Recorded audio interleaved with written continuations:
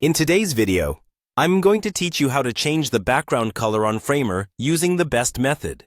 Framer is a popular no-code website builder, offering a professional and user-friendly platform for designers. Today, we'll walk through the steps to modify the background color of a project, which is a useful and often necessary task for customizing the look and feel of your design. To get started, make sure you head over to the Framer website. This is where you'll log in and access all your projects. Once you're on the Framer homepage, the first step is to click on the Login button. You should be able to spot this option on the top right corner of your screen. Enter your credentials if prompted, and you'll be directed to your main Framer dashboard, where all your creative projects are stored. Now that we're logged in, let's navigate to the Framer home. You can do this from the dashboard or directly from any open project. Look for a button or link that takes you to the home page. It's typically found in the sidebar or top navigation menu. This is where you'll access your existing projects or create new ones. Next, click on one of your existing projects. Perhaps there's a project you've been working on that needs a bit of color adjustment. Browse through your projects until you find the one you'd like to edit.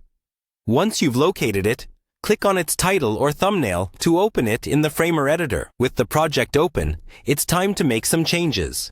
Look towards the editing panel on the left-hand side of your screen and select the Layout option. This section of Framer is where you'll make modifications to the placement and appearance of your project elements. Explore the Layout section to get comfortable with the tools available, as they'll come in handy for future edits. After selecting Layout, your next stop is the Frame option. The frame is one of the key components when working with projects in Framer. It allows you to define distinct sections and elements of your design that you can then customize.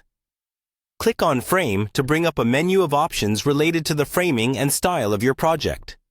Now, you'll see options that include background settings.